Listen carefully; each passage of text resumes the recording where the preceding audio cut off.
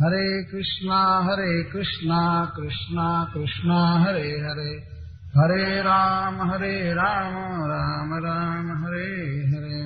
ओम।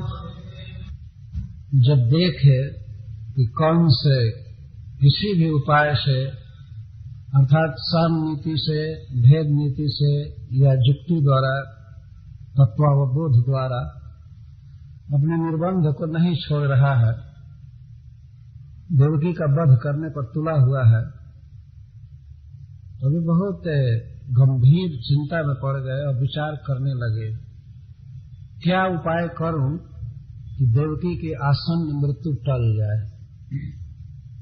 लगे सोचने और अति शीघ्र उन्हें कुछ निर्णय करना था। इतने बड़े मेधावी प्रतिभावान व्यक्ति की युक्तियां और उनके उपाय नीतियां विफल हो रही थी उस क्रूर के सामने। फिर भी उस वसुदेव जी भगवान की कृपा के भरोसे थे, उन्होंने मन का उत्साह खोया नहीं। विचिंत्य, वे का अर्थ है विशेषण, चिंत्य, विशेष रूप से चिंतन करने लगे, सोचने लगे और उपाय अब क्या करें। यहाँ पर एक बहुत ही सुंदर शिक्षा मिलती है कि किसी व्यक्ति को सदा भगवान की कृपा पर भरोसा रखना चाहिए। हमारे यहाँ कहते हैं, हारिए न हिम्मत, विसारिए न हरि नाम। हिम्मत अर्थात साहस नहीं हारना चाहिए, भगवान के नाम का आश्रय लेकर के कार्य को पूरा करने की चेष्टा करनी चाहिए। तो श्री वसुदेव जी एक बहुत ही आशावादी और उत्साही व्यक्ति थे। उस विषम परिस्थिति में भी देखिए वे किस तरह से चिंतन करने लगे और तत्काल ही इदम अन्वपद्यत, विचिंत्य, वो सोचे और तत्काल ही इस निर्णय पर पहुंचे। क्या निर्णय? आगे श्री सुखदेव गोस्वामी बता रहे हैं वसुदेव जी का निर्णय क्या हुआ। श्री वसुदेव जी के लिए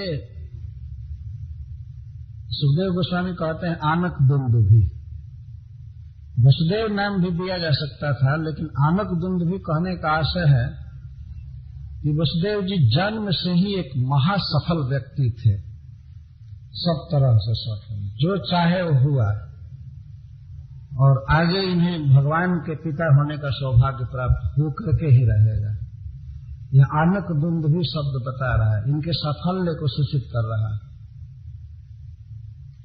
जन्म के समय ही जिसके जीवन की सफलता के सूचक देवताओं के वाद्य बज रहे थे, तो वह देवकी की रक्षा भी कर सकता है भगवान की कृपा से।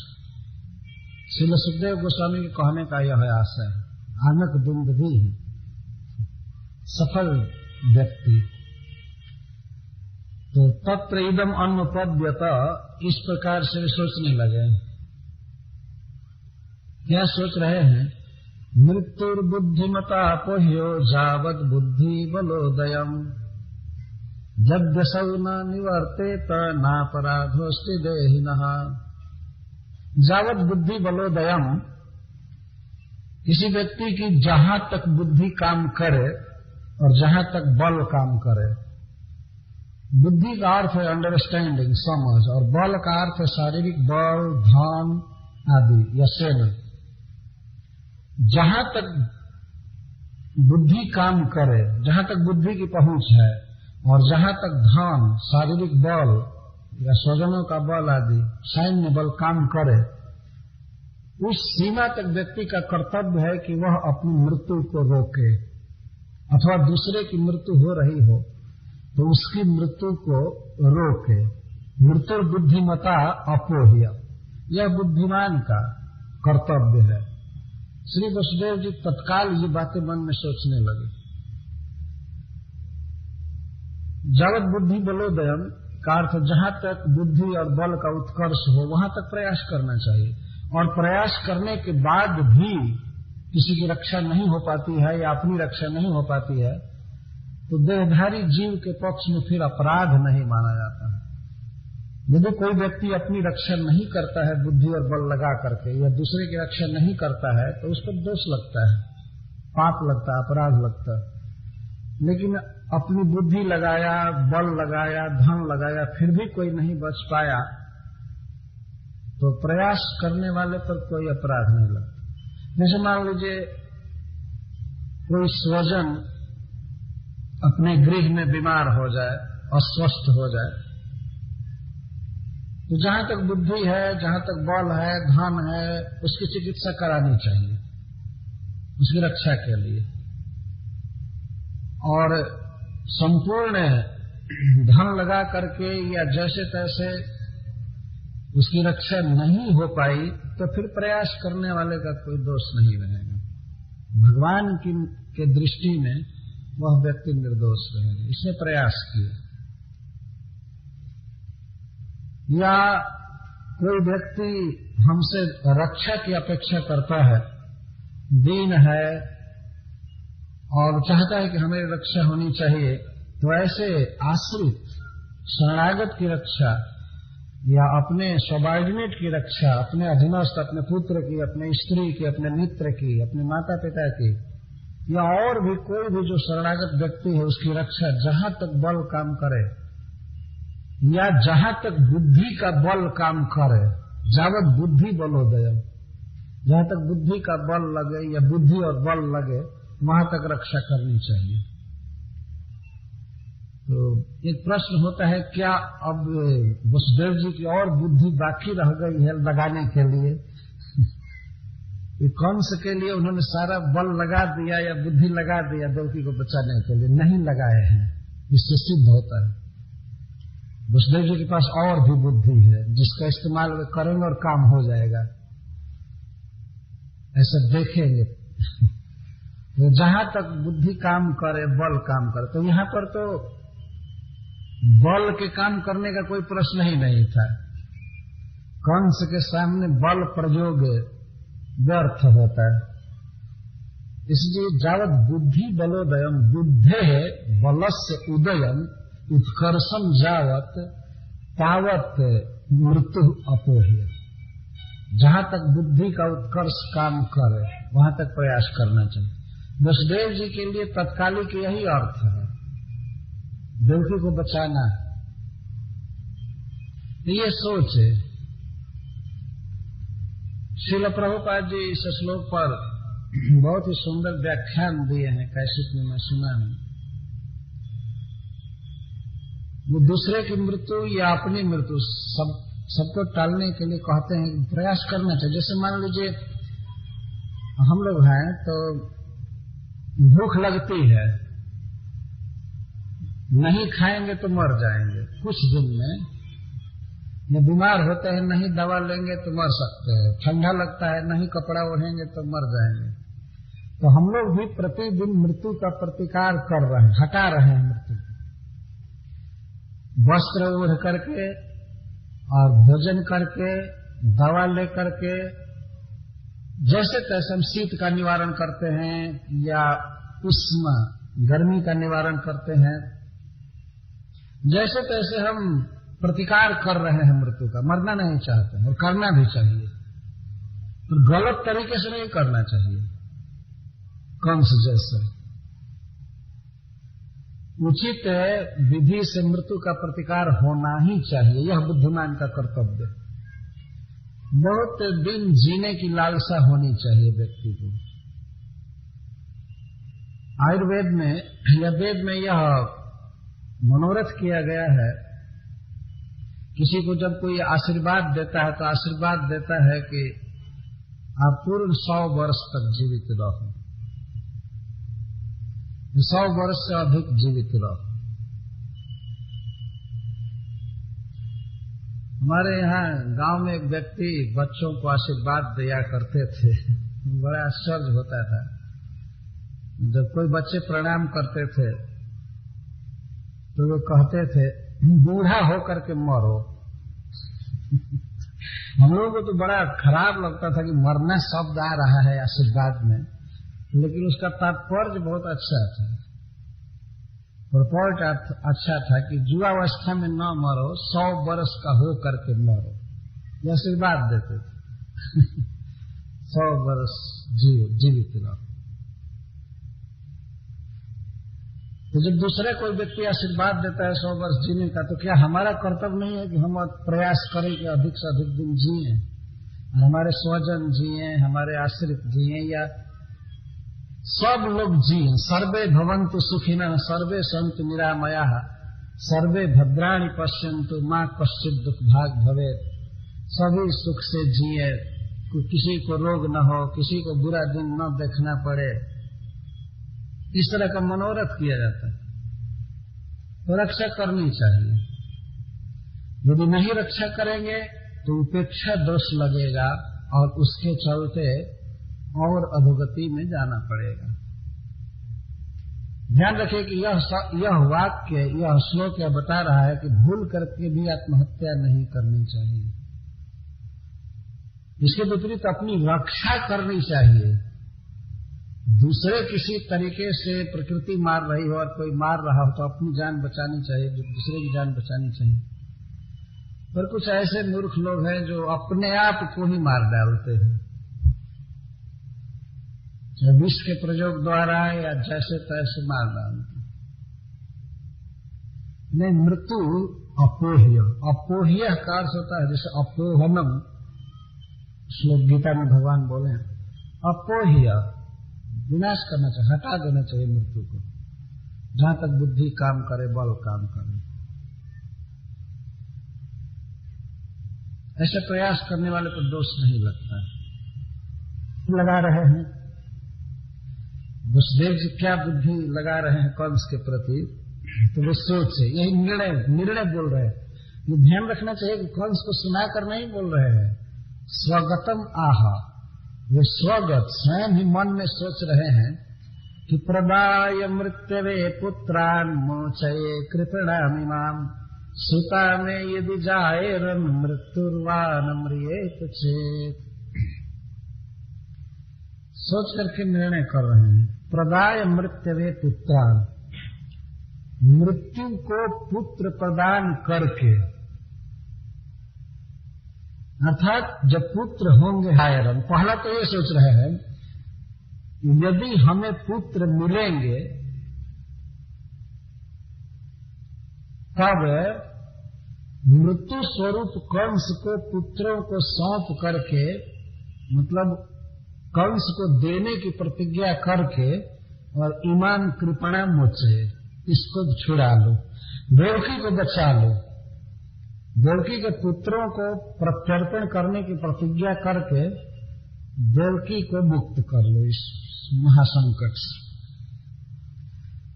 अद्भुत बात बोल रहे हैं, सुता में यदि जायरन, यदि मैं मम सुता जायरन, यदि मेरे पुत्र होंगे तब, अगर नहीं होंगे तब तो कोई बात ही नहीं है, कोई संकट ही नहीं आएगा। तो पुत्रों को देना यह भी एक बहुत भारी कष्ट है ना।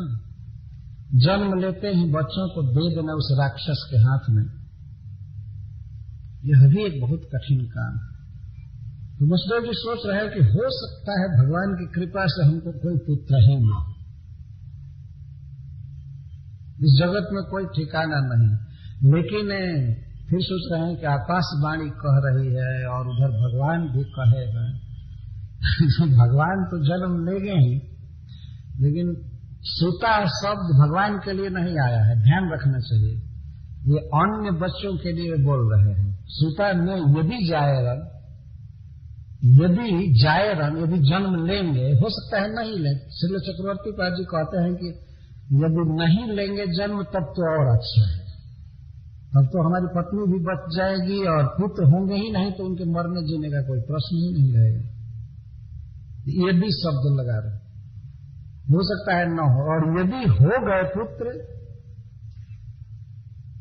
तो पुत्रों को देने की प्रतिज्ञा करके, वचन दे करके, और मोचे कृपणाम इमाम, इस बेचारी को मुक्त कर। इमाम का अर्थ इसको, इसकी क्या दशा हो रही है बेचारी, कितनी दुखनी है, इसको मोचे मुक्त कर लो।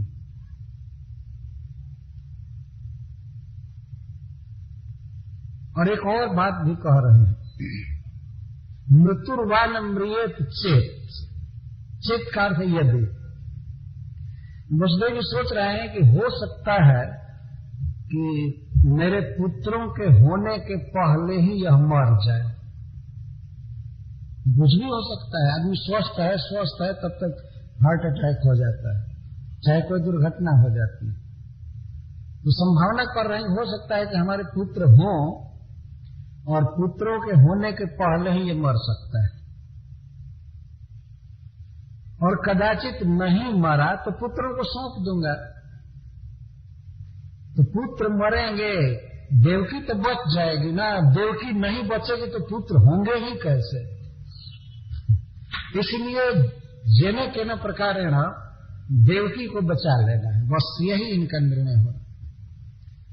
लेकिन देवकी को बचाने के लिए अब ये उपाय है कि पुत्रों को देने की प्रतिज्ञा कर लो,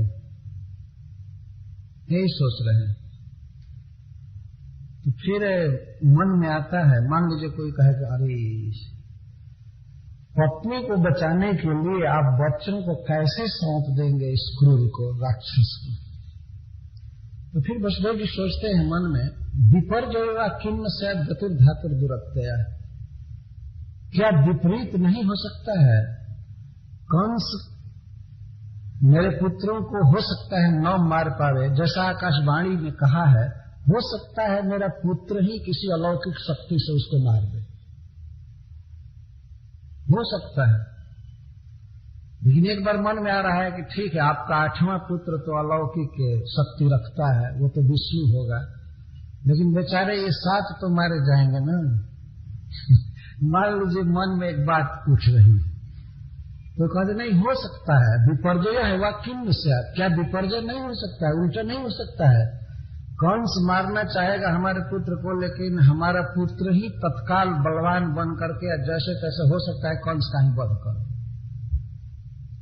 अथवा हो सकता है कि जब मैं अपने पुत्र को अर्पित करूंगा कंस के लिए, तो कंस का चित्त ही बदल जाएगा। ये कह सकता है कि ले जाओ ले जाओ, और ऐसा कहा भी कंस, कहा भी था, लेकिन नारद जी आकर के उसकी बुद्धि को घुमा दिए थे। वसुदेव जी सोच रहे हो सकता है कि हमारे पुत्र के कोमल शरीर को देख करके और कंस का चित्त बदल जाए, जब नहीं भी बदले तो हो सकता है हमारा पुत्र मार दे उसको। ये कैसे कह रहे हैं कि आपका पुत्र मार देगा? कंस प्रौढ़ है, आपका बच्चा कोमल होगा, वो कैसे मार देगा? तो वसुदेव जी बहुत इतिहास पढ़े हैं वैदिक, तो ऐसा हुआ। अरे कोई राक्षस केवल समुद्र का फेन फेंकने से मर सकता है, लेकिन ऐसा हुआ है। नमुची को भगवान इंद्र ने ऐसे मारा था। उसी को कह रहे विपर्जय अखिन्न से गतिर्धातुर दुरत्या, विधाता के ईश्वर की गति को जानना बहुत कठिन है। कब किससे किसको मार देंगे, कैसे बचा लेंगे, कोई ठीक नहीं है। पूर्ण आशा है कि हमारे बच्चे बच जाएगा, और नहीं भी बचेंगे तो क्या करेंगे, कम से कम देवकी तो बची रहेगी। गतिर्धातुर दुरत्या, धाता की इस संसार का जो विधायक है, जो सारी व्यवस्था करता है, जन्म देता है, उसकी इच्छा को जानना बड़ा कठिन है, कब क्या करेगा। उपस्थितो निवर्तितो निवृत्तः पुनरापते, ऐसा देखा गया है वैदिक इतिहास में। वसुदेव जी सोच रहे हैं कि उपस्थितो निवर्ते पर, आई हुई मृत्यु भी निवर्ते पर चली गई है। किसी की मृत्यु निश्चित हो चुकी थी कि इसको मरना है, लेकिन मृत्यु चली गई, जैसे मार्कंडेय जी। मार्कंडेय जी के हाथ में रेखा पड़ी थी, और नारद जी ने बताया था कि यह लड़का 20 वर्ष के अंदर मर जाएगा। उनके पिताजी मृकंड जी इस बात को सुन करके बहुत दुखित हुए कि हमारा पुत्र मर जाएगा। तो नारद जी ने उनको बताया, नारद जी से भी कहे उनके पिताजी कोई उपाय बताए जिससे हमारा पुत्र न मरे। तो उन्होंने बताया कि आप इस बच्चे को भगवान शिव की आराधना में लगाइए, एक महामृत्युंजय स्तोत्र है उसका जप करें, तो बच्चा भगवान शिव के मंदिर में प्रतिदिन जाता था, सेवा करता था और जप करता था। मृत्यु का जब समय आया, पूर्व निर्धारित मृत्यु का समय जब आया, तो उस समय वो मार्कंडेय जी भगवान शिव का स्तोत्र पढ़ रहे थे और उनको मारने के लिए जमराज के दूत नहीं आए, डायरेक्ट जमराज आए, भैंसा पर चढ़ करके आए। और जमराज जी दंड धारण करते हैं, दंडा वो बहुत घातक अस्त्र है। जमराज के दंड से कोई बच नहीं सकता। तो वे आए उस बच्चे को मारने के लिए, लेकिन जब जमराज को देखा मार्कंडेय ने, तो वो भगवान शिव को पकड़ करके रोने लगा, कहने लगा कि त्राहि त्राहि, हमको बचाइए, हमको बचाइए। भगवान प्रकट हो गए और प्रकट होकर के हाथ में त्रिशूल लेकर के जमराज का ही वध करने के लिए चल दी। तो अब जमराज के पैर उखड़े भागे वे बेचारे जान बचाने के लिए। अब कहीं को आने जाओ मार्कंडेय को मारने के लिए। और आज तक मार्कंडेय जी अमर हैं, भगवान का दर्शन करते हैं। भगवान नर नारायण का सत्संग करते हैं, भगवान के परम भक्त है मार्कंडेय जी। संसार में जैसे लोमस जी, कागभूषुंडी जी चिरंजीवी हैं, उसी तरह से ये भी एक बहुत बड़े चिरंजीवी, कोटि कोटि वर्षों के हैं। मरने वाले थे तत्काल, लेकिन उनकी आयु ही मृत्यु चली गई, पहुंच चुकी थी मृत्यु। मारने वाला जमराज आ गया था, लेकिन उपस्थितो निवर्ते। इसी तरह से इतिहास बताता है, श्रीमद् भागवत बताता है कि अजामिल की मृत्यु होने वाली थी। यहां तक कि जमराज के दूत आ करके उसके गले में रस्सी बांध दिए थे, जम्पास बांध दिए थे। जम्पास को कोई मनुष्य नहीं काट सकता, उसके सूक्ष्म शरीर में जम्पास बंधा था, सामने नहीं, इस शरीर में नहीं। ये शरीर तो छूटने वाला था, सूक्ष्म शरीर में जम्पास बंध चुका था। वो लोग कड़ी तरह से बांध चुके थे कि कहीं फरार न होने पाए, भागने न पाए, बांध दिए थे। बांध रहे थे, बड़े विकराल थे। उनकी विकरालता को देख करके अजामिल घबरा गया और सोचा कि हमारे बच्चे को ये लोग न मारे काटे। कहीं नारायण खेल रहा था, तो जोर से बोला, उच्च स्वर में, कंठ तो घिरा हुआ था कफ से, बोला नारायण आयो, हे नारायण आओ। इतना कहते ही नारायण के 4 पार्षद धमक गए, वो आ गए और आकर के सीधे जम्पास को काट दिया। वो लोग आज तक जम्पास को कोई नहीं काटा था, लेकिन उस रस्सी को टुकड़े टुकड़े कर दे, फेंक दिया। जमराज के दूत तो सब पका गए, डर गए, थोड़ा दूर हो गए। भगवान के दूतों ने कहा कि सावधान, यदि तुमने अजामिल को हाथ लगाया तो तुम्हारे मरने का समाचार जमराज को जाएगा। यहाँ से जो समाचार जाएगा तो जमराज जी जानेंगे कि हमारे 3 पार्षद मर गए वहीं पर अजामिल को लाने में।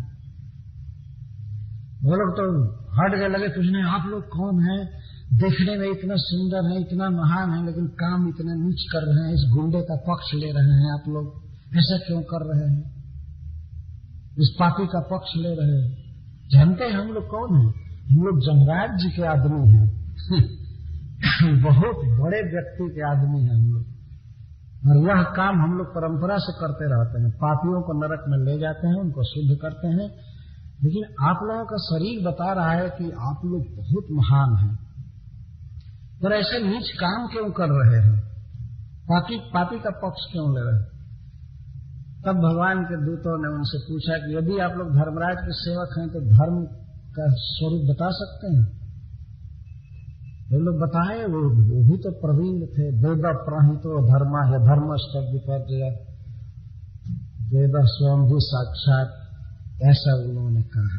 वेदो नारायण साक्षात स्वयंभू रूपी सुश्री, वो बहुत सिखाए गए थे, धड़ाधड़ बोलने लगे धर्म क्या है, वेद में जो करने के लिए लिखा गया है वो धर्म है, सीधा बोले। वो बहुत दक्ष थे। वेद प्राण ही तो धर्मो, जो धर्म शब्द विपर्य, और वेद के जो विरुद्ध है वह धर्म है। वेद क्यों प्रमाण है?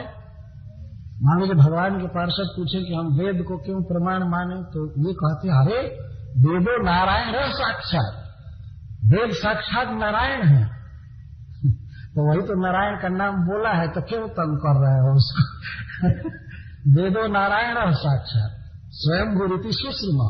हमने भी अपने स्वामी के मुख से, जमराज जी के मुख से सुना है कि वेद साक्षात भगवान नारायण की वाणी है, अतः नारायण स्वरूप है। हमने ऐसा सुना है। वेदो नारायण साक्षात। हरे कृष्ण हरे कृष्ण। एक बार प्रणाम करके बैठ जाएंगे।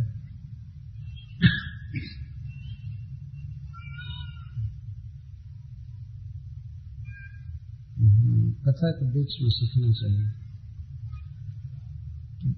वेद और नारायण है साक्षात। तो मेरा यहाँ कहने का वक्तव्य यह है कि बिल्कुल जमपास बंध चुका था गले में, वो जमपास गया, जमदूत गए, अजामिल जी गए, और इसके बाद हरिद्वार गया, 15 वर्ष और जिया, भगवान का भजन करके पार्षद बनकर विमान से गया, गंगा जी में शरीर छोड़।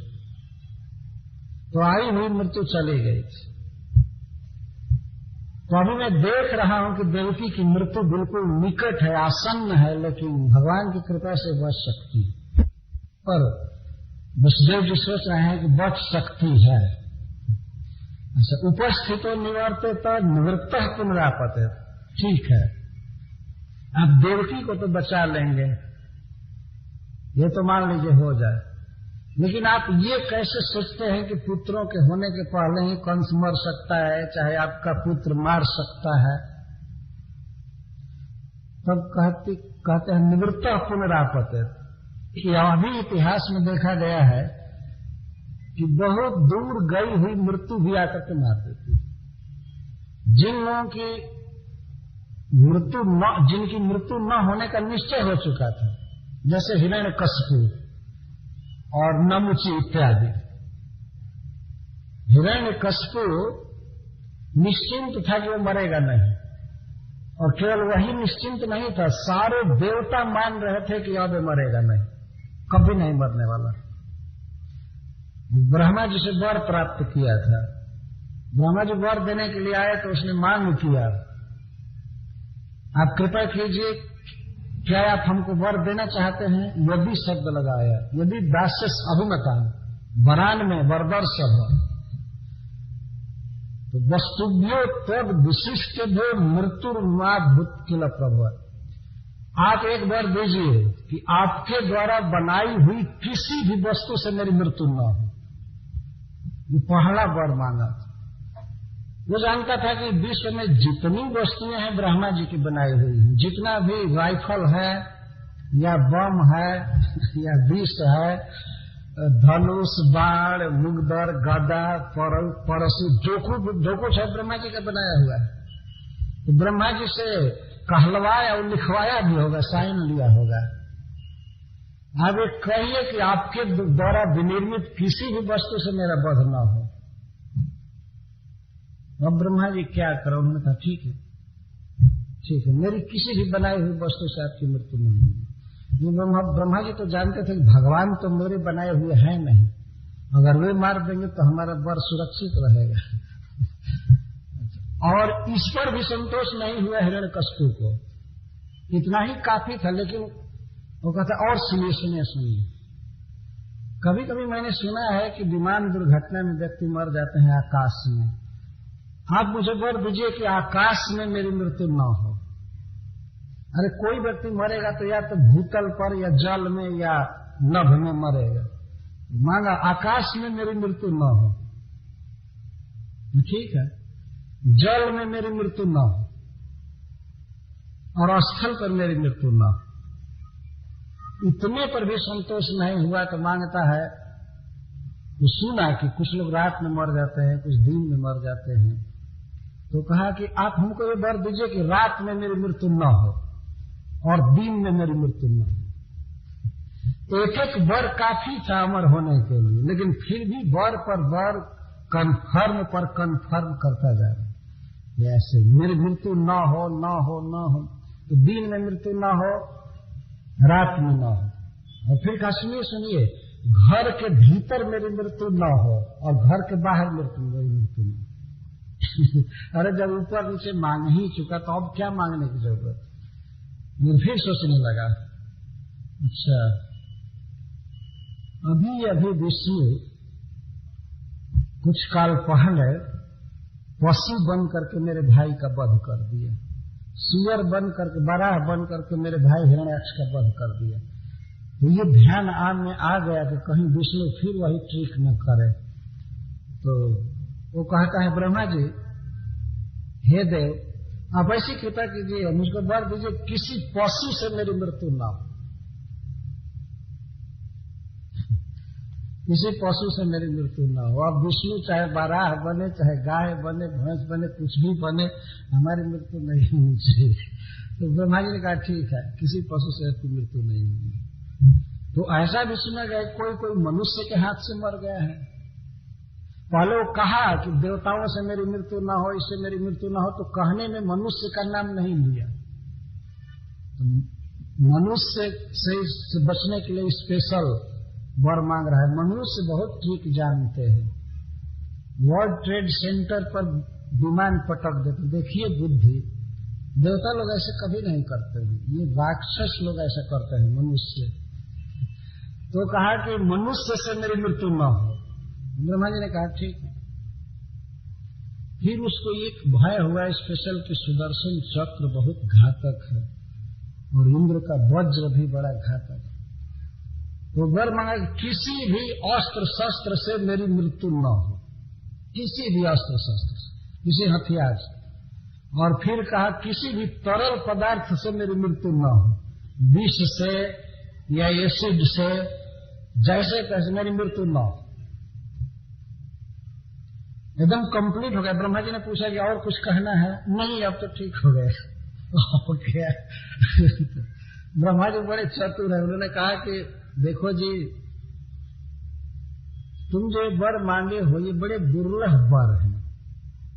ब्रह्मा जी एक तरह से वर दे भी रहे हैं और दुर्लभ कह करके उन्होंने कहा कि ये पाओगे नहीं, मरना पड़ेगा। लेकिन वो नहीं समझा, हिरण्यकश्यप नहीं समझा। वो समझा कि दुर्लभ वर है फिर भी दे रहे हैं, लेकिन ब्रह्मा नहीं मिलेंगे तुमको। ये बात थी, मरना तो है ही तुमको। ब्रह्मा जी ने मन में सोचा। तो जब श्री भगवान प्रकट हुए, तव कर कमल बरे नख मदभूत श्रृंगम दलित हिरण्य कश्यप तनु भृंगम केशव धृत नर हरि रूप जय जगदीश। तो भगवान ने विचार किया कि हमारा पुत्र ब्रह्मा जो वचन दिया है, तो उसके वचन की रक्षा होनी चाहिए। जैसे जैसे ब्रह्मा ने वर दिया है वो सब ठीक रहेगा, फिर भी मार दूंगा। तो भगवान न पशु थे न मनुष्य थे, आधा शरीर सिंह का था और आधा मनुष्य का था, नरसिंह। यही हम लोग गाते भी हैं, नर हरि। नर का अर्थ है मनुष्य और हरि का अर्थ है सिंह, नर हरि। अद्भुत भगवान का अवतार है। ऐसा दो जीव वाला शरीर भगवान कभी ग्रहण नहीं करते हैं। यह एक अद्भुत अवतार हुआ अपने भक्त की बात रखने के लिए, नहीं के लिए भगवान अवतार लिए। तो उनका चिन्मय शरीर एक ही है, उसमें दो जीव तीन जीव नहीं है। आकार का केवल भेद हो गया, ऊपर मनुष्य का आकार और नीचे सिंह का। नहीं, ऊपर सिंह का नहीं, ऊपर सिंह का, क्योंकि हाथ में सिंह का नोक, ऊपर सिंह का, नीचे मनुष्य का। ये तो पशु और मनुष्य का वर ज्यों का त्यों रह गया। और भगवान उस समय हिरण्यकश्यप का वध किए जिसमें सूर्य आधा डूबा हुआ था और आधा उगा था, न दिन था न रात था। सूर्य को रोक दिया गया, भगवान की इच्छा शक्ति से सूर्य रुक गया। क्या कोई कहेगा, न दिन है न रात। और घर के बाहर चौकट पर ले गए, देहली पर न घर के बाहर था न भीतर था, आधा घर बाहर था आधा भीतर था। और अपने जांघों पर लिटा लिए, न वो ऊपर था न नीचे था। स्थल पर था ही नहीं, न आकाश में था न जमीन पर था, जल पर होने का तो प्रश्न ही नहीं, कहीं नहीं था। और आयुध से नहीं मारे, नख से फाड़ दिए छाती को, पेट को फाड़। तो ये आयुध नहीं है, न गीली वस्तु थी न सूखी वस्तु थी। तो इस तरह से ब्रह्मा जी की बातें धरी की धरी रह जो गई और उपस्थित तो निवृत्त पुनरापते, निवृत्त अपनी मृत्यु पुनः आपते। निवृत्त हो चुकी थी मृत्यु, वास्तव में वो मरने वाला नहीं था, सभी लोग जानते थे, लेकिन मर गए क्षण भर में। ये है भगवान की शक्ति। तो कंस भी हिरण्यकश्यप की तरह मर सकता है, यह भाव। देवकी बच सकती है, या हो सकता है हमारे पुत्र भी बच जाए। और हुआ यही, और 6 पुत्र तो नहीं बच पाए, लेकिन 7वां तो अलक्षित चला गया रोहिणी के गर्भ में, और 8वां तो शान से प्रकट हुआ और पिता की गोद में गोकुल चला गया, और कंस को पता भी नहीं चला। ये सब घटनाएं हुई। तो हिरण्यकश्यप जैसे व्यक्ति को मरना पड़ा। इसी तरह से एक असुर था नमुची, श्रीमद् भागवतम में कथा है, देवासुर संग्राम में लड़ रहा था इंद्र से। तो इंद्र भगवान बहुत क्रोध में और मौसम बना करके अपने वज्र को मारे उसके गले पर। वह वज्र जो पर्वतों को विदीर्ण कर देता है, नमुची के गले में आया और गले के त्वचा को भी नहीं काट सका, त्वक को भी नहीं काटा, और घूम करके गिर गया नीचे। भगवान इंद्र तो इतना घबरा गए, डर गए कि हाय हाय ये क्या हुआ। दधीची मुनि की तपस्या गई, भगवान का आदेश गया, वज्र विफल हो गया। अब लज्जा के मारे वो वज्र उठा नहीं रहे थे, और वे सोचने लगे कि नमुची तो मेरा वध कर ही देगा निश्चित। श्रील विश्वनाथ चक्रवर्ती ठाकुर कहते हैं उसका नमुची नाम इसलिए था कि जिसको पकड़ लेता था उसको छोड़ता नहीं था। न मुची, मोचन का था छोड़ना, जो उसकी पकड़ में आ जाता था फिर बचता नहीं था, इसलिए उसका नाम दिया गया था न मुची। तो नमुची पर जब कुछ भी वार नहीं हुआ तो इंद्रदेव थरथर कांपने लगे कि अब तो यह प्रहार करेगा और मुझे मरना पड़ेगा। वज्र की विफलता से उनको बड़ा शोक हो रहा था। तब तक आकाशवाणी हुई कि हे देवराज, मैंने इसको वर दिया है कि यह किसी भी सूखी वस्तु से या तरल वस्तु से नहीं मरेगा, गीली वस्तु से नहीं मरेगा, न सूखी से मरेगा, इसने वर मांगा है। तो आप कोई उपाय सोचिए, ऐसी वस्तु आप देखिए जो सूखा भी नहीं है गीला भी नहीं है, उससे मारिए, आकाशवाणी ने कहा। तो भगवान इंद्र विचार करने लगे ऐसी कौन सी वस्तु है। समुद्र के किनारे युद्ध चल रहा था, तो उन्होंने देखा कि समुद्र का जो फेन है, गाज है, वो दोनों है और दोनों नहीं है, सूखा भी है गीला भी है, गीला नहीं भी है सूखा नहीं है।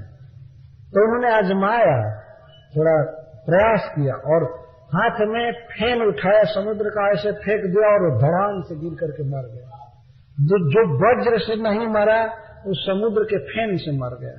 इतना कोमल फेन, उसको तो फेंकने पर कोई कीड़ा भी नहीं मरता है, लेकिन उतना धुरंधर विकट असुर मर गया। उसको कहते निवृत्ता पुनरापते, मृत्यु दूर थी लेकिन चली गई।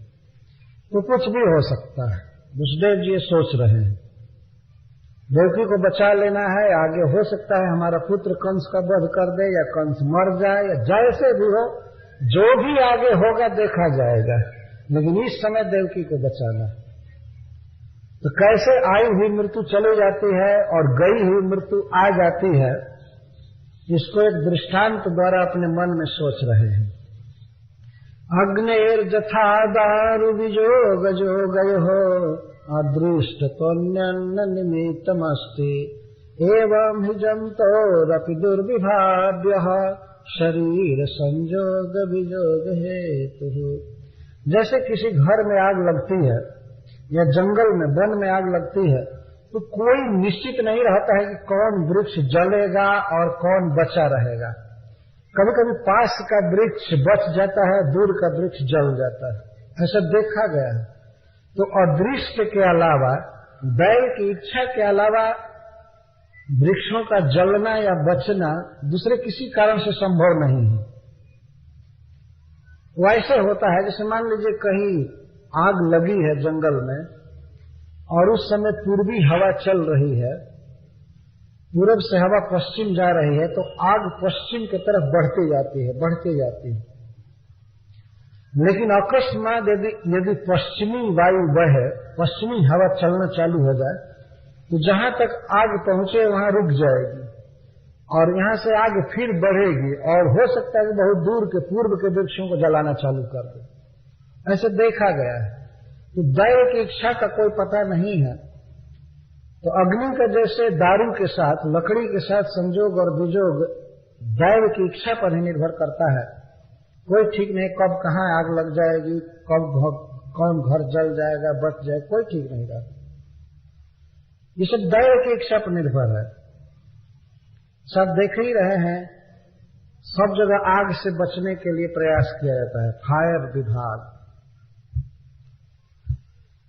अग्नि सेवा, उसको फायर सर्विस कहते हैं। अग्नि की सेवा नहीं करनी हो, अग्नि का विरोध करने के लिए वो डिपार्टमेंट है, लेकिन फायर सर्विस कहते हैं।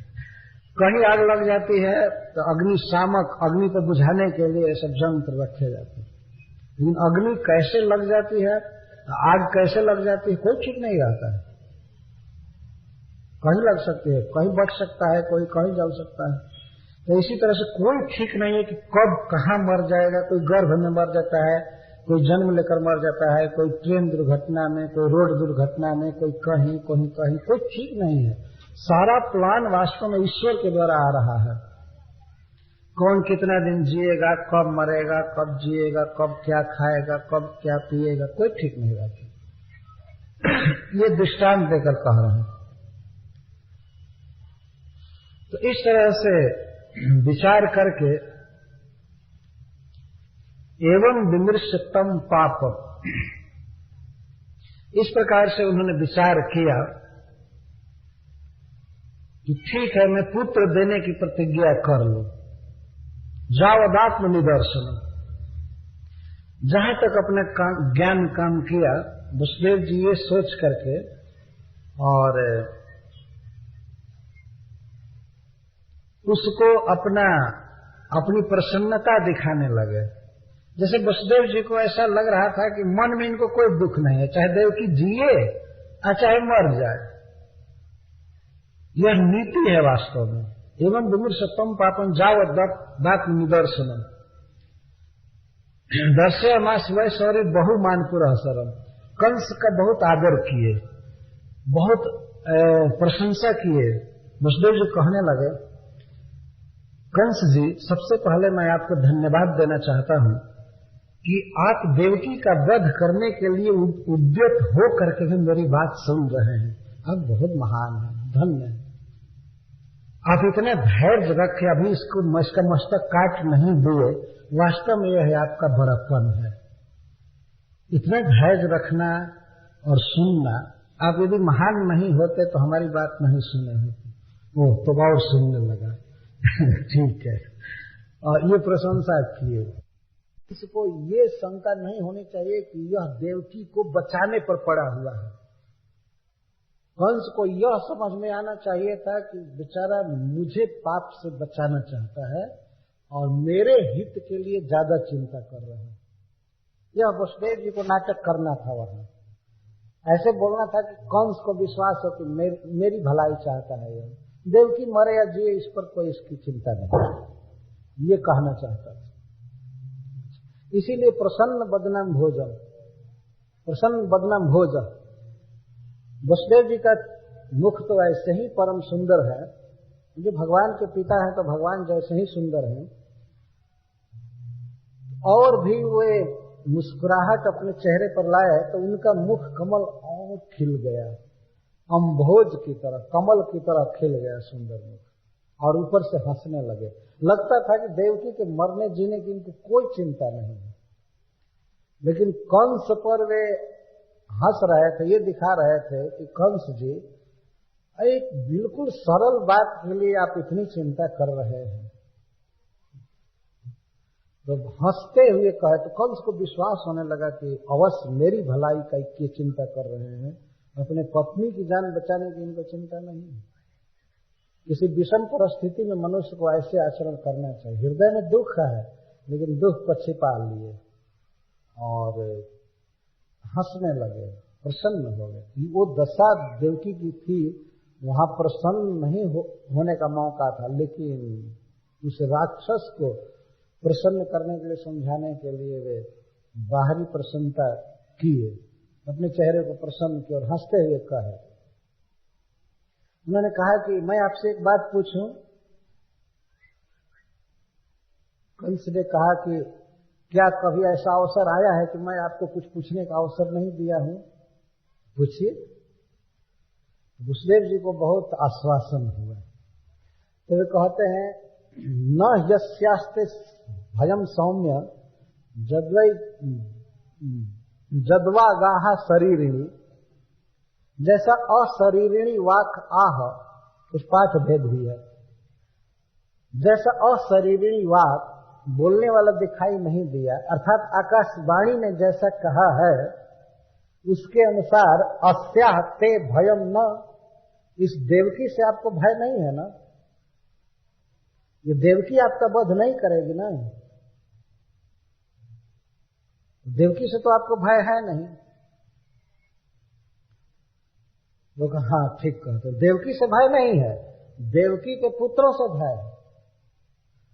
तब कहते पुत्रन समर्पयिष्य जतस्ते भयमुत्थितम, मैं पुत्रों को दे दूंगा आपको जन्म लेते ही, जिनसे आपको भय है उन पुत्रों को मैं सौंप दूंगा, और आप इसके बाद चाहे मारिए, चाहे छोड़िए, चाहे अपना भांजा समझ करके प्यार कीजिए या अपना काल समझ करके मार डालिए, जो करना हो कीजिए, मैं इसके पुत्रों को सौंप दूंगा।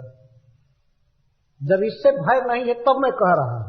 अगर आपको अच्छा लगे तब इसको छोड़िए, और नहीं आपको यदि लग रहा हो कि देवकी को मारना जरूरी है तो मैं कह रहा हूं कि मार डालिए इसको। लेकिन व्यर्थ है ये मारना होगा आपके लिए, मैं कह रहा हूं। कंस स्वयं कह दिया कि नहीं नहीं, इससे हमको कोई भय नहीं है, देवकी से भय नहीं है, देवकी के पुत्रों से भय है। लेकिन कंस बोलने में गलत बोल दिया। क्या गलत बोला? उसने कह दिया कि इसके पुत्रों से भय है, लेकिन वास्तव में देवकी के पुत्रों से भय नहीं था, उसको देवकी के पुत्र से भय था, एक पुत्र से भय था। और बोलने में वह बोल दिया इस तरह से, भगवान की कृपा थी, देवकी के पुत्रों से भय था। तो वसुदेव जी तो संस्कृत बोलने में प्रथम श्रेणी के विद्वान पुरुष थे। उन्होंने कहा पुत्रन समर्पयिष्य, इसके पुत्रों को समर्पित करूंगा आपको, इसके पुत्रों को दूंगा। जतः जेभ्य ते अभयम उत्थितम, जिन पुत्रों से आपको कोई भय नहीं है उनको सौंपूंगा, और जिससे भय है उसको तो किसी कीमत पर आपके हाथ में नहीं दूंगा। आठवें को तो दे नहीं सकता। ये वसुदेव जी का आंतरिक अर्थ था। व्यक्ति को किसी विषम परिस्थिति में पूर्ण नीति से कार्य लेना चाहिए। ऐसा नहीं कि उस राक्षस के सामने बस सीधा साधा बोल दे, हाँ हाँ सब पुत्र को दे दूंगा दे दूंगा। अगर वे कहे होते कि सभी पुत्रों को दे दूंगा तो फिर आठवें को लेकर गोकुल क्यों चल दिए? वो पहले ही उन्होंने ऐसा कहा था, भले वो बोका न समझे, तो इसमें वसुदेव जी का क्या दोष है? वसुदेव जी ने ये कहा था कि जिन पुत्रों से आपको भय नहीं है उनको पहुंचाऊंगा, उनको सौंपूंगा। वो इस तरह से रचना है संस्कृत की। पुत्रान, पुत्रों को समर्पयिष्य, समर्पित करूंगा। जतः जेभ्य ते तव अभयम उत्थितम, ते भयम उत्थितम। लेकिन इस तरह से प्रोनाउंस, इस तरह से उच्चारण किया वसुदेव जी ने कि कंस समझा कि भयम उत्थितम कह रहे हैं, लेकिन वसुदेव जी इस तरह से बोले कि उसमें अभय शब्द और छिपा हुआ था। ये हमारे आचार्य गण टीका करते हैं, अभयम उत्थितम। और ऐसे भी देखिए, कृष्ण को, कंस को अन्य पुत्रों से तो भय था नहीं, आठवें से भय था।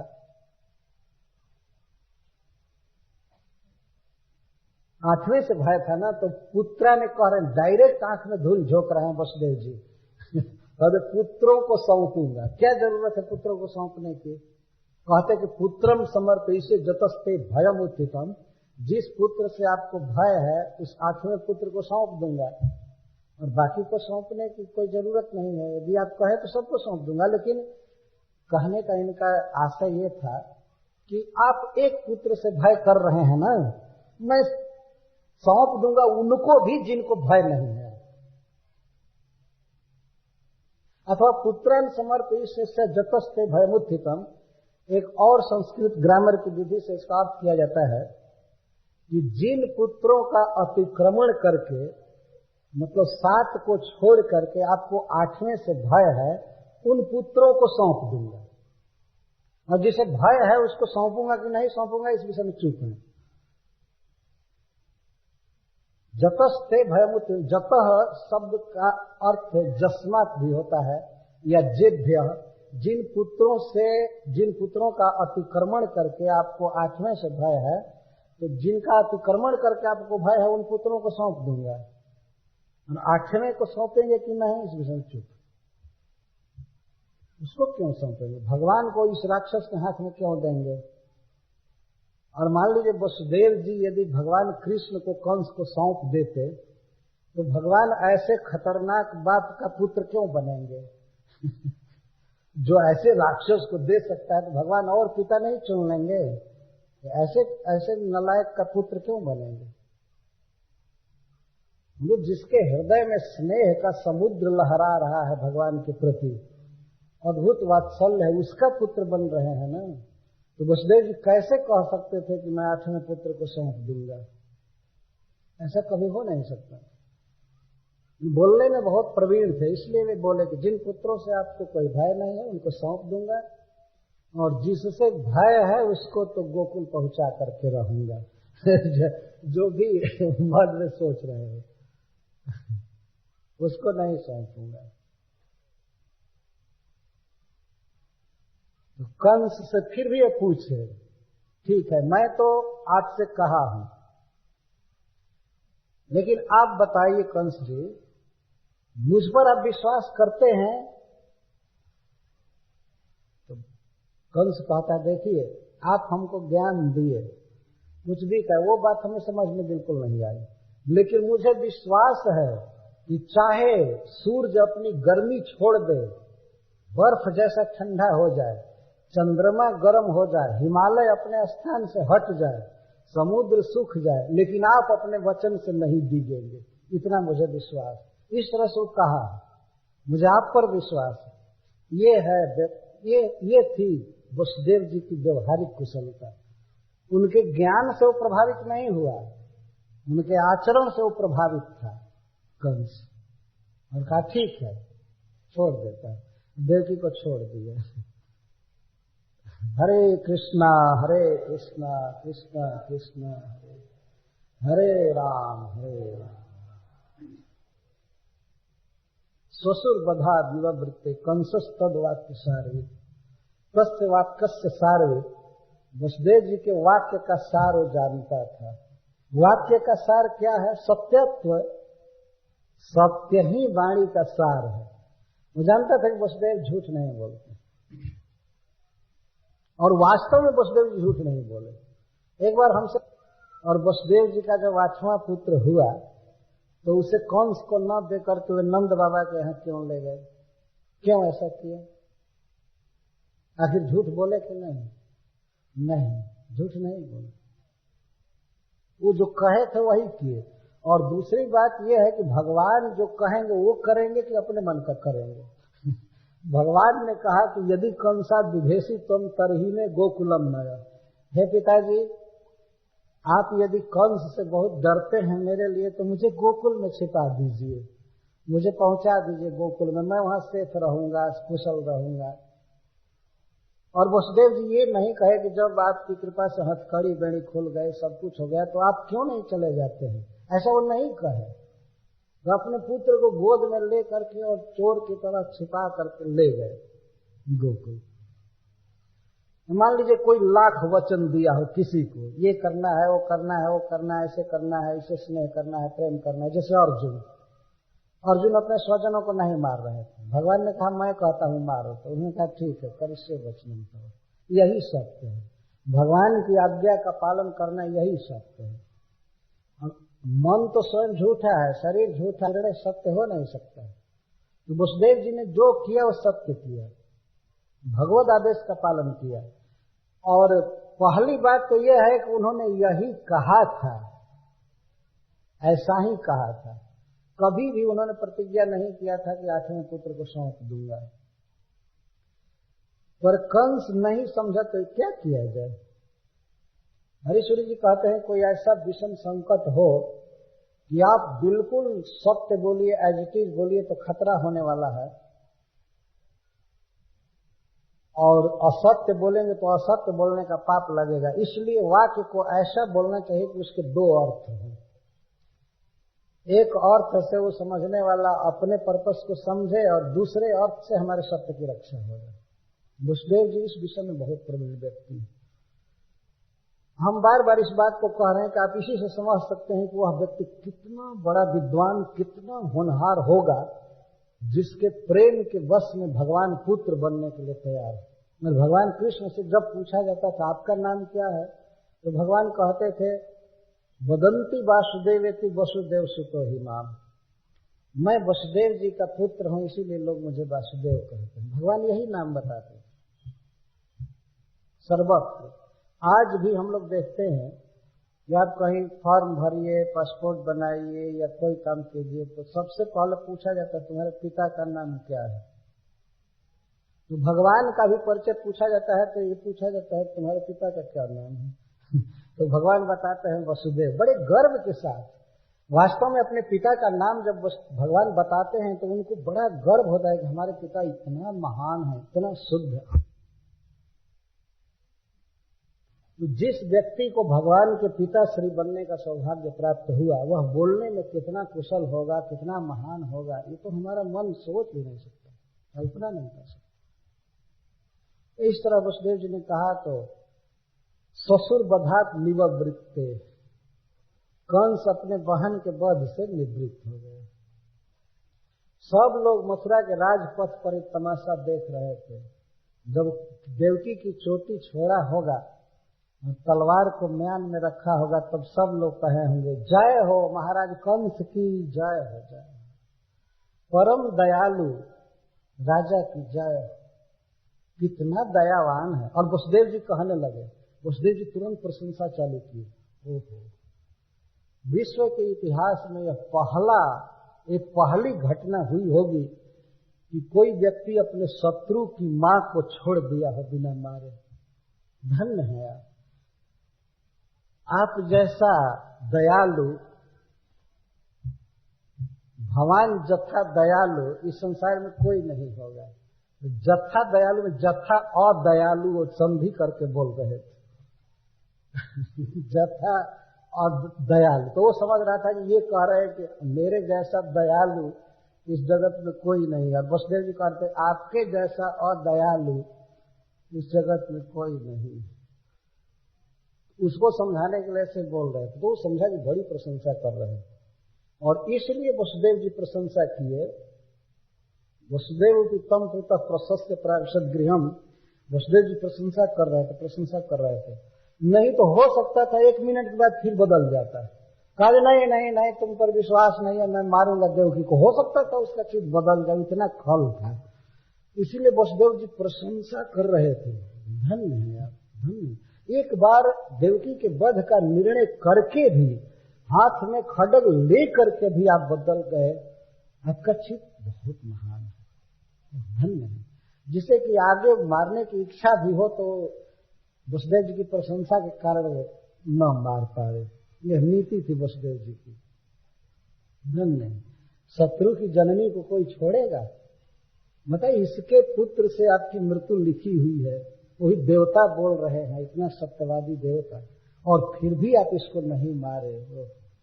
मुझे बड़ा आश्चर्य हो रहा है। धन्य है आप, और सत्य के संग्राहक हैं आप, सत्य को समझ गए। देवकी को नहीं मारा, अपने आपका जस बढ़ेगा। वास्तव में सारे संसार में जस बढ़ेगा। अपने शत्रु को मारिए, कोई बात नहीं, धन्य है, आपकी जय हो, थैंक्स कह दिया वसुदेव जी ने। और कंस तो बड़ा प्रसन्न होकर के चला गया और वसुदेव जी भी अपने घर गए।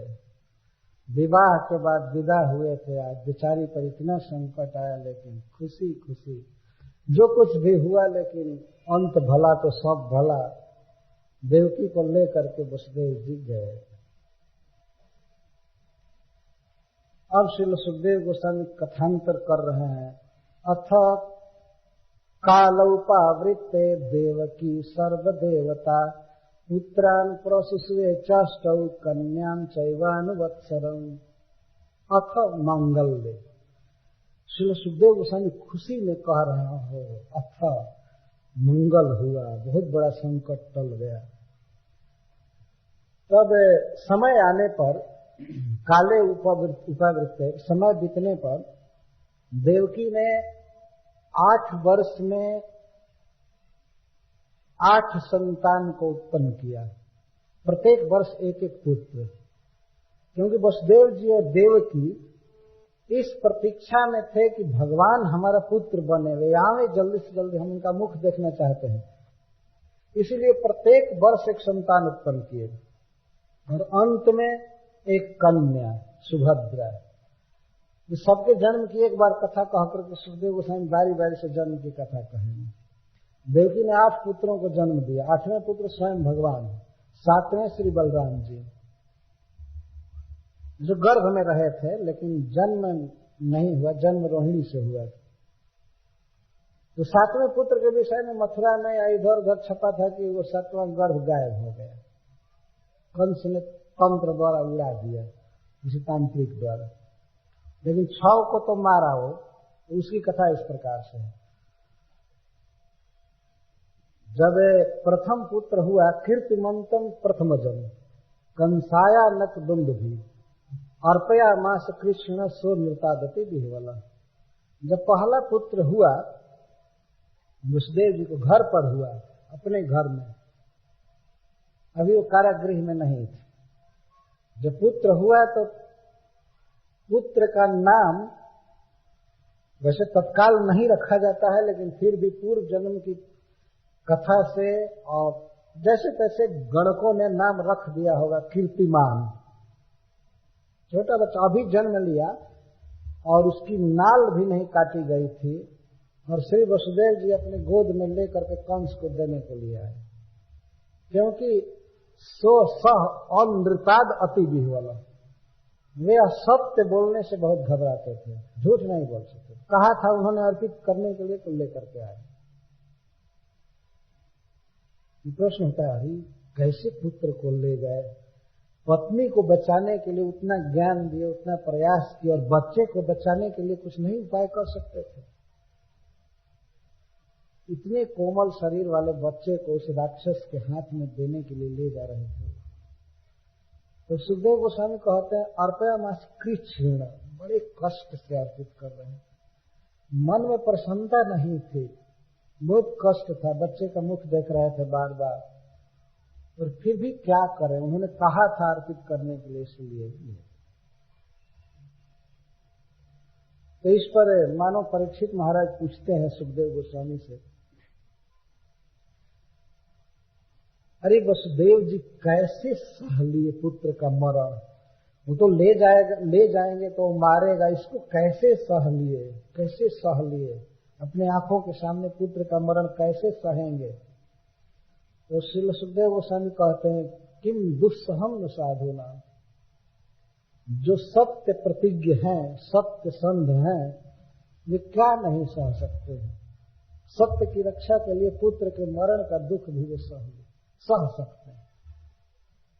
किम दुस्सहम न साधुना विदुषाम किम अपेक्षित, किम दुस्सहम न साधुना विदुषाम किम अपेक्षितम, किम कार्जम कदर्याणाम दुष्त्यजम किम धृतात्मना। एक सिद्धांत का श्लोक बोल रहे हैं, और इसके 4 प्रश्न बनते हैं इस श्लोक में। तो एक प्रश्न है कि वसुदेव जी कैसे पुत्र का मरण देख सके, कैसे ले गए? तो कहते जो साधु हैं, जो सज्जन हैं, सत्य प्रतिज्ञ हैं, ये क्या नहीं सह सकते हैं। जीवन में चाहे जो कुछ भी दुख हो, कुछ भी कष्ट हो, लेकिन सत्य के लिए, भगवत भजन के लिए वे सह लेते हैं कष्ट को। तो वसुदेव जी ऐसे थे। तो वसुदेव जी को दृष्टांत में रह करके कह रहे हैं साधु जन क्या नहीं सह सकते हैं, सब कुछ सह लेते हैं। अच्छा, तो एक प्रश्न होता है फिर दूसरा कि अरे वसुदेव जी अपने पुत्र के लालन के सुख की अपेक्षा क्यों नहीं रखे। पुत्र को का लालन करने में, उसको सहलाने में, चूमने में, उत्तोलन करने में एक सुख मिलता है। वास्तव में घर गृहस्थी में यह एक बहुत बड़ा सुख है। पुत्र को गोद में लेना, उसे चूमना, उसको खिलाना पिलाना पोसना, यह सुख है। संसार में जब सुखों का जिक्र आया है तो उसमें पुत्र के लालन का सुख एक बहुत बड़ा सुख है। ऐसा देखा गया है, पुत्र बोलता है तो माता पिता को प्रसन्नता होती है, पुत्र को गोद में लेकर प्रसन्नता होती है। और कभी कभी छोटा बच्चा यदि रूठ जाता है तो माँ उसे गोद में लेती, अंक में लेती है, खिलाती है, पिलाती है। जैसे भगवान कृष्ण एक दिन माँ यशोदा के गोद में थे तो ऐसे दृष्टि पड़ गई, सोए थे छत पर, ऊपर टेरेस पर सोए थे भगवान, माँ गोद में ली थी। तो कृष्ण कहने लगे ये क्या है माँ, ये चमकता हुआ ये क्या है, ये क्या है। माँ ने कहा कि चंद्रमा है। तो कृष्ण कहने लगे चंद खिलौना लइयो मैया, चंद खिलौना लइयो, चंद्रमा को दो मैं खेलूंगा, खिलौना जैसा लाओ लाओ। अब तो माँ तो बड़े फेर में पड़ेगी, चंद्रमा को कैसे लाओ। तो माँ को एक जुक्ति सूझी, यशोदा माँ को। वो कहने लगी देखो कृष्ण, देखो बेटा, ये जो चंद्रमा है ये छूने लायक नहीं है, आग्रह मत करो इसके साथ खेलने का। इसमें काला काला धब्बा दिख रहा है, देख रहे हो क्या है, देख रहे हो काला धब्बा, कलंक।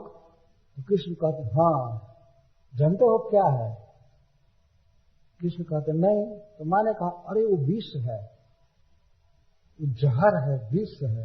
विष है, विष कैसे लग गया मैया, माँ विष कैसे लग गया। और कृष्ण पूछ रहे हैं, गोद में है, सर्वज्ञ परब्रह्म भगवान इस तरह से पूछ रहे विष कैसे लग गया। तो माँ यशोदा कहने लगी कि विष इसका भाई है, एक ही समुद्र से दोनों उत्पन्न हुए हैं। कैसे कैसे उत्पन्न, समुद्र से उत्पन्न हुए, ये समुद्र का लड़का है और विष भी उत्पन्न हुआ, कैसे उत्पन्न हुआ, कैसे उत्पन्न हुआ।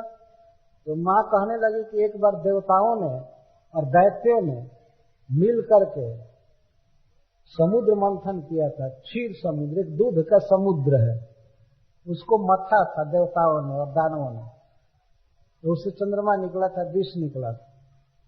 तो कृष्ण पूछते हैं दूध का समुद्र है। माँ हम तो मटका में दूध देखते हैं या गागर में दूध देखते हैं, लेकिन सागर भरा हुआ है दूध से। तो माँ कितनी गायों ने मिल करके दूध दिया था। अब तो माँ घबराने लगी, क्या उत्तर दो। वो कहती है कि अरे लाला, कोई जरूरी नहीं है कि गाय से ही दूध निकलेगा। गायों ने दूध नहीं दिया था क्षीर समुद्र में।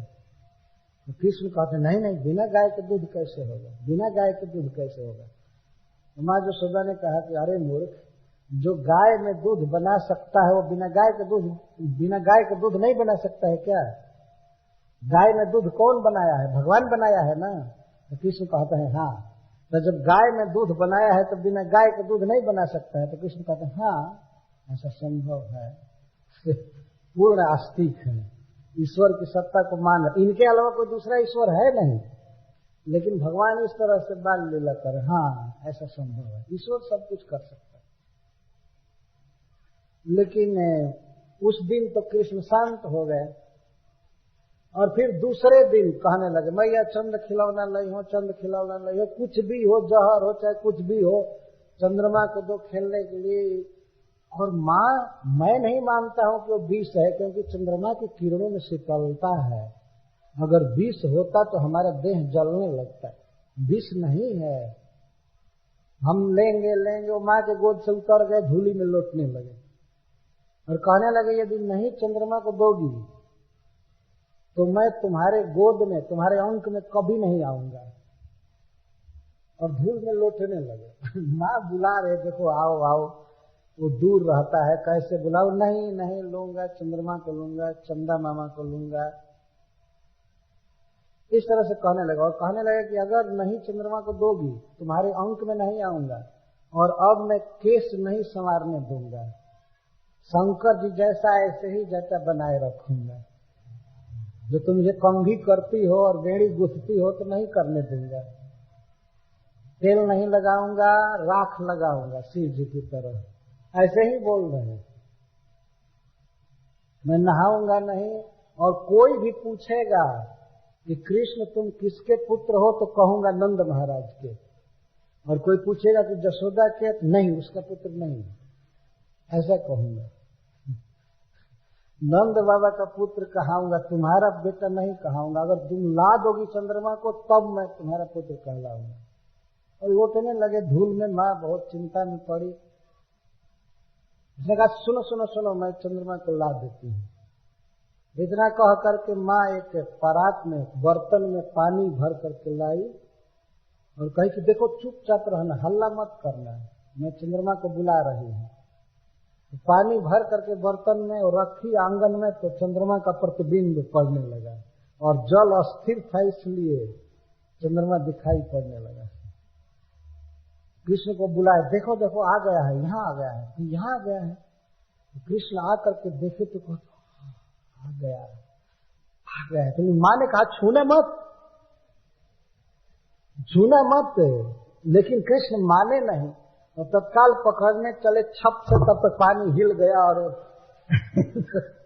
चंद्रमा दिखाई नहीं दिया। तो कहते ये भाग रहा है, कहाँ चला गया। फिर रोना चालू कर दिया, कहाँ गया, मैं चंद्र खिलौना लूंगा, ये लूंगा। तो माँ ने कहा चुप चुप चुप चुप रह गए, फिर आ जाएगा। तो फिर जल अस्थिर हो गया, फिर चंद्र का प्रतिबिंब दिखने लगा। तो कहते हाँ, तो मैं कहती हूँ ना कि बोलो मत, तुम चुप रहो और छुओ मत। तो कृष्ण कहते हैं ठीक है, अब नहीं छूंगा, अब नहीं छूंगा। इस तरह से कह करके माँ सांत्वना देती। तो भगवान अपनी बाल लीला द्वारा नंद महाराज को, जशोदा को बहुत सुख दिए। इस जगत में भी वास्तव में जो बच्चों की लीला है, बच्चों का खेल है, माता पिता के हर्ष का बहुत बड़ा कारण होता है। एक कवि ने तो यहाँ तक कहा गया है कि यदि बच्चों के लाड़ प्यार का अवसर न मिले तो इस गृहस्थी को कौन स्वीकार करेगा। इसमें तो केवल मरना है, वास्तव में सुख तो केवल ये दो है। ये शास्त्र बताता है सुख गृहस्थी में दो है, एक तो अपने बच्चे को प्यार करने का, लालन करने का सुख, और दूसरा है अपनी पत्नी से एकांत में वार्ता करके उसको मनाने का सुख। अगर वो रूठ जाए तो उसको भी थोड़ा मनाना, यह भी एक सुख है। इसको स्वयं भगवान कृष्ण कह रहे हैं। रुक्मिणी जी से जब उन्होंने परिहास किया तो रुक्मिणी गिर गई, मान नहीं किया। लेकिन भगवान कहते हैं कि मैं सोचता था कि जब मैं ऐसी बात कहूंगा तो तुम तिरछे नेत्र करके मुझको डांटोगे कि ऐसा क्यों कह रहे हो, ये क्यों कह रहे हो। लेकिन तुम तो इतनी भोली भाली निकली कि गिर गई धड़ाम से। यही एक सुख है गृहस्थी में, भगवान कहते हैं। तो यहाँ पर प्रश्न उठता है कि ऐसे पुत्र लालन के सुख की अपेक्षा वसुदेव जी ने क्यों नहीं किया, क्यों ले गए कंस के पास। तो सुखदेव गोस्वामी कहते हैं विदुषाम किम अपेक्षितम, जो विद्वान हैं, जो जानते हैं कि भगवान हरि ही परम तत्व हैं, परम रस हैं, सुख हैं, वे और किस सुख की अपेक्षा करेंगे। भगवत भक्ति के, भगवान से मिलने वाले सुख की अपेक्षा करते हैं और किसी सुख की अपेक्षा नहीं। वसुदेव जी के मन में ये ऑर्डिनरी बच्चे को खिला करके लालन करके सुख पाने की अपेक्षा नहीं। वो जानते थे कि उनकी रक्षा करूंगा, उसी से जो सुख मिलेगा मिलेगा, और सुख की अपेक्षा नहीं। और तीसरा प्रश्न उठता है कि अच्छा वसुदेव जी की तो कंस का चित्त बदल जाएगा, वो छोड़ देगा। तो सुखदेव गोस्वामी कहते हैं नहीं, किम कार्यम कदर्याणाम, जो कदर्ज है, जो कृपण है, दुष्ट है, उसके लिए क्या कार्य है। कंस कभी नहीं छोड़ेगा बच्चे को, वो तो मार ही देगा। जो नीच होते हैं, क्रूर होते हैं, उनके लिए क्या काम ऐसा है जिसको नहीं कर सकते हैं, कुछ भी कर सकते हैं। कंस तो मारने वाला था। चौथा प्रश्न उठता है कि ठीक है, वसुदेव जी पुत्र सुख की अपेक्षा नहीं किए, देवकी ने कैसे अपने पुत्र को त्याग दिया, प्रथम पुत्र को कैसे त्याग दिया। तब सुखदेव गोस्वामी कहते हैं दुस्तजन किम धृतात्मनाम, धृतात्मनाम जय ही चित्ते हरि ही, धृतात हरि कृष्ण। जिन लोगों ने अपने हृदय में कृष्ण को पकड़ लिया, धारण कर लिया है, वे और क्या नहीं छोड़ सकते हैं, सब कुछ छोड़ सकते हैं। तो माँ देवकी जानती थी कि उसके 8वें पुत्र भगवान बनने वाले हैं, वो कृष्ण को हृदय में पकड़ी थी, इसलिए इस सुख से कोई, इस पुत्र से कोई सुख की अपेक्षा नहीं रखी, त्याग दी। ठीक है, जिन्होंने भगवान को हृदय में पकड़ लिया है वो कहते हैं, उनके लिए दुष्टेज कुछ भी नहीं। देखिए कितना सुंदर श्लोक बोल रहे हैं। दुस्सह किम साधु नाम विदुषाम किमपेक्षितम, किम कार्यम कदर्याणाम दुस्तजन किम धृतात्मनाम। तो वसुदेव जी अपने पुत्र को लेकर कंस के पास गए। कंस को उन्होंने अर्पण किया। उन्होंने कहा वाणी से, ऐसे अपने को नहीं रख रहे थे कि कंस महसूस करे कि इसको पुत्र लाने में कष्ट हो रहा है। जैसे ऐसा लगा कि खुशी खुशी से, बिल्कुल आनंद से लाए, बच्चे को लाए और कहे कि यह है प्रथम पुत्र, जैसा मैंने कहा था आपको मैं अर्पित करता हूं। तो कंस देख करके तत्काल बदल गया। दृष्टवा समत्वम तत्क्षौरे सत्य चैव व्यवस्थिति कंसस्तुष्ट मना राजन प्रहसन इदम अब्रवीत। कंस देखा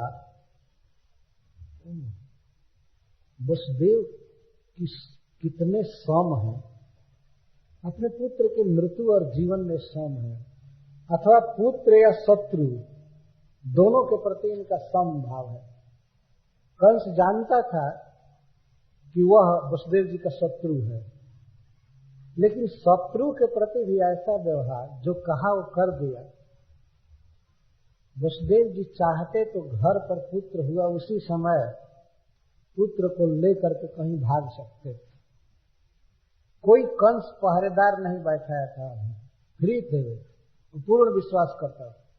तो वसुदेव जी चाहते तो अपने पुत्र को लेकर के अलक्षित भाग सकते थे, कहीं किसी को दे सकते थे, कुछ भी कर सकते थे। कंस ने देखा दृष्टवा समत्वम तत्क्षौरे, सौरी की सूर्य नंदन वसुदेव जी की समता को देखा। पुत्र के जीवन और मरण में समभाव है, शत्रु के प्रति और पुत्र के प्रति समभाव है, और सत्य चैव व्यवस्थिति, और सत्य में विशेष अवस्थिति, जो कहा वो कर रहा है। सत्य निष्ठा को देख करके और समता को देख करके कंस तुष्ट मना राजन। हे महाराज परीक्षित, सुखदेव जी संबोधन करते हैं, कंस संतुष्ट हो गया, खुश हो गया और हंसने लगा। हंस करके कहा वाह धन्यवाद। उसने सराहना किया वसुदेव जी की और हंसते हुए इदम अब्रवीत, यह कहा। राजन संबोधन कर रहे हैं श्री सुखदेव गोस्वामी जी, देखिए कंस कितना जल्दी जल्दी बदलता था। उस बार तो देवकी की गर्दन काटना चाहता था, वसुदेव जी से बदल गया। अब इस बार स्वयं बिना शिक्षा के, बिना उपदेश के बदल गया। अब तक प्रतीक्षा करता था कि पहला बच्चा आएगा तो मार दूंगा मार दूंगा मार दूंगा, जब पहला बच्चा आया तो बदल गया। इसमें वसुदेव जी ने कोई तत्वोपदेश नहीं किया, कोई दूसरा मंत्री भी नहीं सिखाया कि सरकार बच्चे को छोड़ दिया जाए, अपने आप बदल गया। कंस जैसा जल्दी जल्दी बदलने वाला इतिहास में कोई व्यक्ति नहीं मिलता है, तुरंत बदल जाता है। ठीक विपरीत बहुत संतुष्ट हुआ और हंसने लगा, कहने लगा प्रतियातु कुमारोयम, अयम कुमार प्रतियातु। अरे ये बच्चा अपने घर में जाए, ले जाए, ले वाली कुर्सी यहाँ लाने को जगह। अरे वाह, देखिए कंस की साधुता। अयम कुमार कह करके हाथ से दिखा रहा, अरे ये बच्चा को ले जाए, ले जाए, घर ले जाए, घर ले जाए। तो सुतिका गृह में अभी पालने लायक है, कोमल शरीर वाला, इस पर हवा नहीं लगनी चाहिए, ले जाइए, ले जाइए। प्रतियातु कुमारों में, यह बच्चा जाएगा, ले जाए। न यस्मा दस्ती में भय। वसुदेव जी ने कहा क्यों? आपने तो चाहा था इस बच्चे को, मैं आपके लिए लाया हूं। तो कहता न यस्मा दस्ती में भयम, अस्मात् में भयम न अस्ति, इससे मुझे भय नहीं है, ये मेरा वध नहीं करेगा। अरे तो पहला बच्चा है ना, आपके 8वें बच्चे से मुझे भय है। अब बोलने लगा। देखिए इसका परिवर्तन इसके हृदय में आज बदल गया। 8वां को मारना चाहता है, अब 7 को तो नहीं मारेगा इसके हिसाब से, इसके चित्तवृत्ति के अनुसार अब तो क्षमा कर दिया। पहला को ही क्षमा नहीं किया, 7वें तक क्षमा कर दिया, यह कह करके कि अस्मात् में भयम न, इससे मुझे भय नहीं। एक दिन देवकी को ही मार रहा था, एक भी पुत्र न होने पाए, और अब 7 की तो गारंटी दिया, ले जाइए, ले जाइए।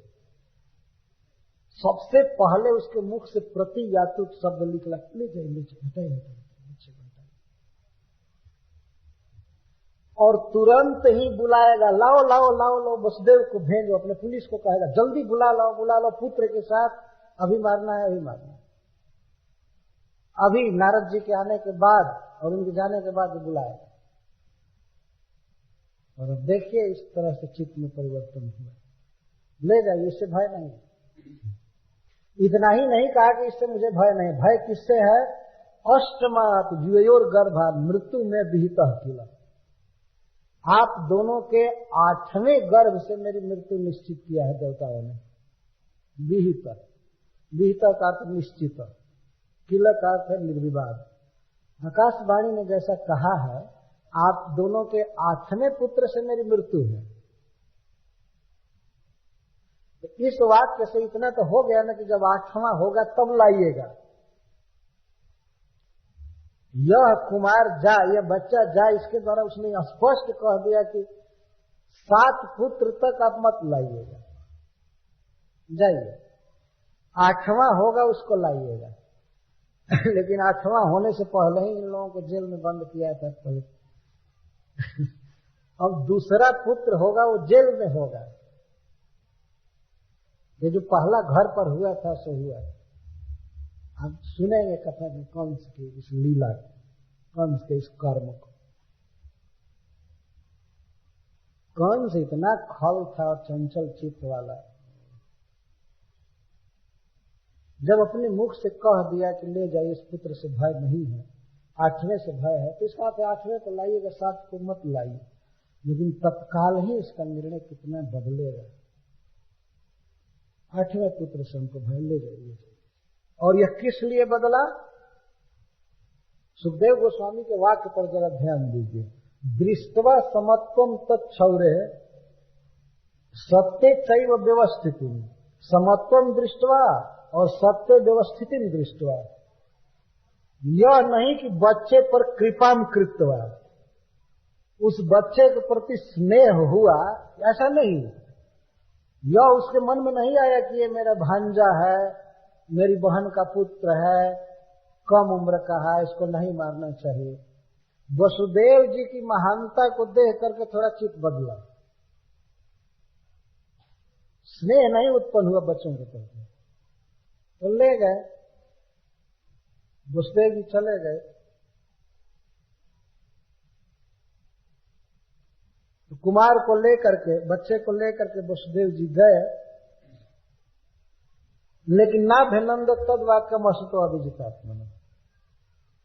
वसुदेव जी बच्चे को ले जा रहे थे, लेकिन रास्ते में ही कोई विश्वास नहीं कर रहे थे कंस पर, न अभ्यनंदत। अभ्यनंदत का अर्थ है कि उसके बाद से खुश नहीं थे। ऐसा नहीं मान लिए कि वो अब ठीक हो गया, बच्चों पर खतरा नहीं। वो जान गए कि ये तो किसी भी क्षण बदल सकता है। तो रास्ते में ले जा रहे थे तो अपने पुत्र को मरा हुआ ही समझ रहे थे, कोई विश्वास नहीं। क्यों? क्योंकि असत्य, खल था, क्रूर था, और दूसरा अविजितात्मा, चित्त पर उस विजय नहीं किया था, असंयम था, चित्त उसका बस में नहीं था, कभी भी बदल सकता। इसीलिए वे ले गए तो कोई विश्वास नहीं किया। ऐसा नहीं मान लिया कि खतरा खत्म हो गया, अब कोई विपत्ति नहीं रही। वो खूब अच्छा से कंस को जानते थे। अरे जिनके आंखों के सामने देवकी मारी जा रही थी, वो सब कुछ वो देखे हैं और उसका पहले का भी इतिहास होंगे। कैसे विश्वास कर ले कि कंस अब साधु हो गया, बिल्कुल सज्जन हो गया, नहीं मारेगा? कैसे विश्वास कर? इसलिए श्रील सुखदेव गोस्वामी वसुदेव जी के लिए कहते हैं कि वो विश्वास नहीं किए, ले गए पुत्र को, लेकिन विश्वास नहीं किया ना। तो जब उधर वसुदेव जी अपने पुत्र को लेकर के गए, उसके तुरंत बाद उधर वसुदेव जी गए और तब तक वीणा बजाते हैं श्री नारद जी एकांत में। कंस से वे एकांत में मिले और कहे कि मैं बहुत अर्जेंट एक संवाद लेकर के आया हूं, खबर लेकर आया हूं। यह अभी वर्णन नहीं है कि कंस उसने उनको प्रणाम किया, क्या किया, ये कुछ वर्णन नहीं। लेकिन नारद जी ऐसे हैं कि उन पर असुर भी विश्वास करते हैं, कंस भी विश्वास करता था। वे आए और आ करके उन्होंने ये कहना प्रारंभ किया एकांत में, नंदाद्याये ब्रजे गोपा याश्चामीषां च योषितः वृष्णयो वसुदेवाद्या देवक्याद्या जदुस्त्रियः सर्वे वै देवता प्राया उभयोरपि भारत। बंधु सुहृद त्याग, ये च कंस मनुव्रता। नारद जी ने कहना चालू किया, देखो कंस, ये जो ब्रज में तुम्हारे द्वारा शासित क्षेत्र के अंदर, तुम्हारे राज्य में, ब्रज में ये नंद आदि गोप हैं, जानते हैं कौन है? ब्रज में जो नंद आदि गोप हैं, नंद उपनंद आदि, ये सब देवता हैं और इनकी जो स्त्रियां हैं जसोदा आदि देवियां हैं, और चकार से उनके जो नौकर पुत्र पौत्र आदि जो कुछ भी है सब देवता है। और ये जो विष्णु वंशी वसुदेव आदि हैं, ये भी सब देवता है, और इनकी जो देवकी आदि स्त्रियां हैं सब देवता है, ये सब देवता। प्रायः शब्द लगा,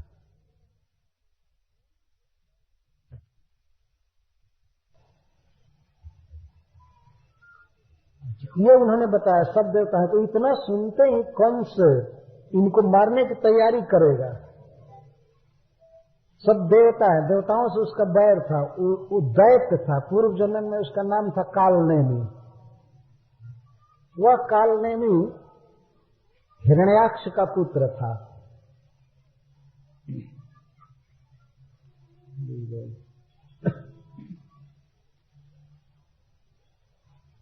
तो वसुदेव नारद जी बता रहे हैं कि ये सब देवता है। उभयोरपि भारत, वसुदेव के संबंधी और नंद के संबंधी जो भी हैं सब देवता है।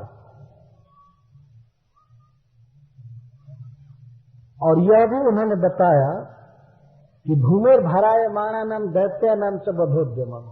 यह भी उन्होंने बताया कि मैं अभी सुमेरु पर्वत से आ रहा हूं, वहां पर देवता लोग तुम्हारे वध का उद्योग कर रहे हैं, सभी देवता तुम्हारे वध की तैयारी कर रहे हैं। और देवक्या गर्भ संभूतम विष्णु च स्वबधम प्रति। नारद जी ने भी बताया कि विष्णु तैयारी कर रहे हैं तुम्हारा वध करने के लिए। देवकी के गर्भ से जन्म लेने वाले हैं तुम्हारा वध करने के लिए। मैं अपने पिताजी की सभा से आ रहा हूं, ब्रह्मा जी की सभा से, और तुम्हारा वध करने की योजना चल रही है। और सब देवता जन्म लिए हैं, ये वसुदेव आदि नंद आदि सब देवता है, किसी दिन तुमको मार डालेंगे मिल करके, किसी दिन मार डालेंगे। और वसुदेव के यहाँ देवकी के गर्भ से विष्णु आ रहे हैं, और तुम ऐसे विचार कुछ करते नहीं हो।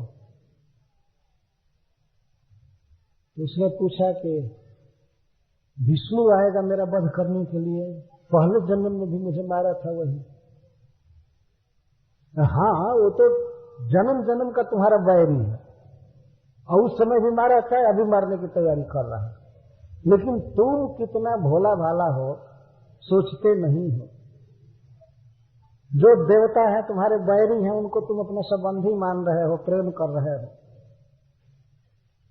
तो कंस कहा कि देवकी के गर्भ में आएगा तो 8वें गर्भ में आएगा ना विष्णु। नारद जी ने कहा मूर्ख कहीं के, विष्णु इतना चतुर है कि वो पहले गर्भ में भी आ सकता है, उसको कौन रोक सकता है? कोई बंधन है कि 8वें गर्भ में ही आएगा? पहला बन करके आ सकता है। और तुम्हारी बहुत बड़ी मूर्खता है कि पहले बच्चे को तुमने छोड़ दिया, कहा कि प्रति जाति कुमार हो, कुमार को लौटा दिया, बहुत गलती की है। इस पर एक प्रश्न होता है कि नारद जी इतना क्रूर कर्म करने के लिए क्यों सिखा रहे हैं? नारद जी चाहते थे कि भगवान के अवतार में विलंब नहीं होना चाहिए, और कंस यदि शांति का मार्ग अपनाएगा, उदासीन हो जाएगा, तो भगवान अब आने में देर करने लगेगा। जान जाए कंस भी साधु हो गया, अब अत्याचार नहीं कर रहा है, तो इतना जल्दी जाने की क्या जरूरत? नारद जी ने सोचा कि जब ये पाप करेगा, अत्याचार करेगा, तो भगवान जल्दी आएगा और देवताओं का काम होगा, ये जल्दी मारा जाएगा। और भी अघासुर बकासुर आदि राक्षस हैं, सब मारे जाएंगे। तो सबके मारने के लिए जितना जल्दी भगवान आवे, नारद जी ये चाहते थे, और वही भगवान की इच्छा भी थी कि जल्दी चले। ब्रह्मा जी ने कहा था देवताओं को कि आप लोग जल्दी जन्म लीजिए यदुवंश में, भगवान अवतार लेने वाले। लेकिन नारद जी ने देखा कि भगवान थोड़ा ढीला ढाला हो रहे हैं, ये जल्दी नहीं कर रहे हैं, तो आकर के उन्होंने खड़ा कर दिया कंस को, और एक कमल का फूल दिखाया, कमल पुष्प दिखा, अष्टदल कमल, 8 पत्ते थे किनारे किनारे। उन्होंने कहा एक जगह से गिनो, इसमें कौन पहला है कौन 8वां, तो गिनने लगा, 1 2 3 4 5 6 7 8, ठीक। फिर यहां से गिनो, जो 8 हो रहा था वहां से गिनने को कहा, यहां से गिनो, 1 2 3 4, तो 8वां ही 1 हो गया। तो हाँ, तो सोचो, कोई भी 1 हो सकता है, कोई भी 8 हो सकता है, कोई भी 2 3 4, कोई जहां से गिनो वहीं से। तो क्या विष्णु को तुम इतना कम बुद्धि वाला? वो पहला बन करके भी आ सकता है। इतना सुनते हैं कंस तो तुरंत अपने आदमी को भेजा, अभी वसुदेव को हाजिर करो पुत्र के साथ, जल्दी बुलाओ जल्दी बुलाओ। और ये कब कहा? ऋषिर विनिर्गमे कंसो जदुन्मत्वासुरानुति, जब ऋषि चले गए तब। इस पर श्रीपाद सनातन गोस्वामी जी अर्थ लिखते हैं कि नारद जी के चले जाने के बाद तब वसुदेव जी को बुलाया पुत्र के साथ, क्योंकि कौन सोचता था कि नारद के सामने यदि मारने लगूंगा तो लज्जा होगी, लज्जा हो सकती है, न मार पाऊंगा एक साधु के सामने, अथवा हो सकता है नारद ही रोक दे। तो मानता था कि पहुंचा हुआ साधु है, लेकिन फिर भी मान लीजिए रोक दिया तो मानना पड़ेगा। तो पता लगा लिया कि नारद जी पूरा नगर से बाहर हो गए, विनिर्गमे, पूरा विशेषण निर्गमे, निकल गए, चले गए सत्यलोक। जो सुना होगा आवाज वीणा बजाते हुए आकाश में जा रहे, चले गए तब बुलाया वसुदेव जी को, और जान गए कि सारे देवता साधु हैं, सारे जादव जो हैं या गोप सब देवता हैं। तो पहला काम उसने यह किया कि देवकी के पुत्रों को मारना चालू किया, जो जिस साल जिस दिन होते थे वह जातम जातम अहम पुत्रम तयोर अजन संकया, अजन संकया, किसी भी पुत्र में अजन की शंका करता। अजन माने अजन्मा विष्णु, यही विष्णु हो सकता है, ये सोच करके मार देता था। अथवा विष्णु से भयभीत होकर के मार देता था, या विष्णु समझ कर मार देता था। जातम जान गया कि देवकी के गर्भ से हमारा वध करने वाले के लिए विष्णु आएगा, तो विष्णु की आशंका से सभी पुत्रों को मारता जाता। इस पहले उसने सबसे पहले यह किया कि देवकी वसुदेवम च निगृह निगदैर, देवकी और वसुदेव को कारागृह में बंद कर दिया। केवल कारागृह में बंद ही नहीं किया, निगदैर, लोहे के जंजीर पैर में बांध करके बंद किया, कहीं भाग न सके, इस तरह से बंद किया। प्रथम पुत्र घर पर हुआ था, और अब जो भी पुत्र हुए सब कारागृह में हो रहे थे। एक तो बेचारे दोनों को कारागृह में बंद किया था, सता रहा था, और उस पर भी उत्पन्न हुए पुत्र को मार दिया करता था। इस तरह से क्रूरता कर रहा है, मारता गया। इस पर महाराज परीक्षित कहते हैं, ओहो, ऐसा क्रूर कर्म कर रहा था, बच्चों को मारता जाता था, अरे उसको लज्जा नहीं आई, उसको दया नहीं आई। तो श्रील सुखदेव गोस्वामी कुछ व्यंग करते हैं महाराज परीक्षित पर। करे महाराज, राजा लोग ऐसे ही होते हैं, आपके परिवार में क्या कम हुआ, ऐसे लोग नहीं मारे गए? कौरव और पांडवों में युद्ध हुआ तो राजा लोग अपना परिवार देखते हैं। मातरम पितरम भ्रातरम सर्वांश सुहृदस्तथा घनंती यशु त्रिपोलुब्धा राजान प्रायशो भूमि।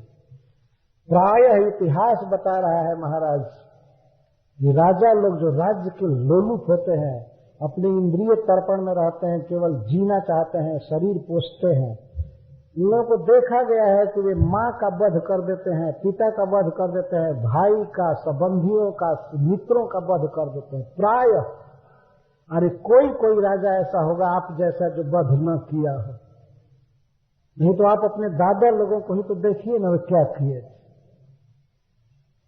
युधिष्ठिर क्या किए थे। अब जो अद्भुत कथा कह रहे हैं कि राजा ना प्रायश भूमि, प्रायश, भले ही भगवान की आज्ञा से उन्होंने वध किया था, लेकिन कुरुक्षेत्र के युद्ध में सब भाई मरे थे, पिता मरे थे, चाचा मरे थे, मामा मरे थे।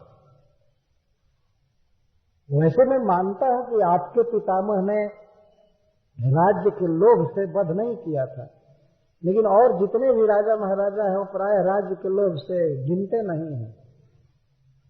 कैमुत न्याय से कहते हैं, वो माँ को भी मार सकते हैं, किमुत पितरम, अथवा पितरम अपनी घनंती किमुत मातरम, माता पिता तक को मार दिए। जैसा हम लोग सुनते हैं औरंगजेब अपने बाप को जेल में बंद किया था, और हमने देखा है, किताब है, पढ़ा तो नहीं है, शाहजहां उस किताब का नाम है, एक लेखक ने लिखा है।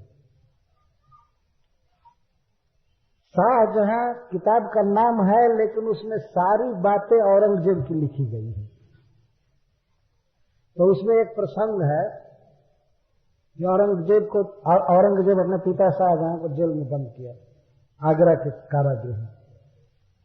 तो उसने आज्ञा दिया जेलरों को, सिपाहियों को, कि इसको पानी पीने को मत देना, जितना पानी मांगता है उतना, कभी कभी देना, पानी मत देना।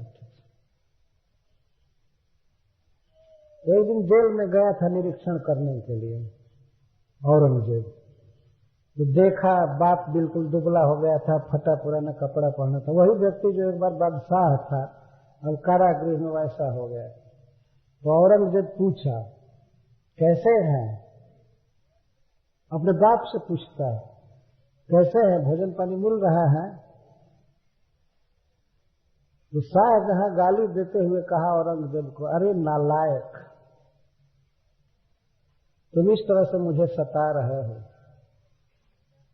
भगवान ने मुझे दंड दिया है कि मैं इस कौम में जन्म लिया हूं, अच्छा हुआ होता मैं हिंदू में जन्म लिया होता। हिंदू लोग तो अपने मरे हुए बाप को भी जल देते हैं, तुम तो जिंदा ही पानी नहीं दे रहे हो। ये तो परलोक चले जाने के बाद भी हिंदू लोग अपने पिता को जल देते हैं, पिंडोदक क्रिया करते हैं। तुम तो जिंदा ही पानी के बिना मार रहे हैं। फिर औरंगजेब थोड़ा सा पिघला, मुझे ठीक है कुछ मांगो, क्या तुम्हारी मांग है? तो शाहजहां कहता है देखो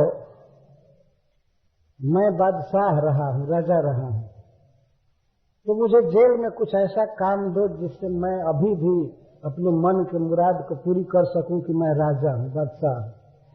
तो औरंगजेब पूछता है क्या बादशाहियत करना चाहते हो? तो उसने कहा कि हमको पढ़ाने का काम दे दो और किसी को एक छड़ी मारा करूंगा तो मेरे मन में अभी आश्वासन रहेगा कि अभी भी मैं बादशाह हूं, अभी भी कंट्रोल कर रहा हूं।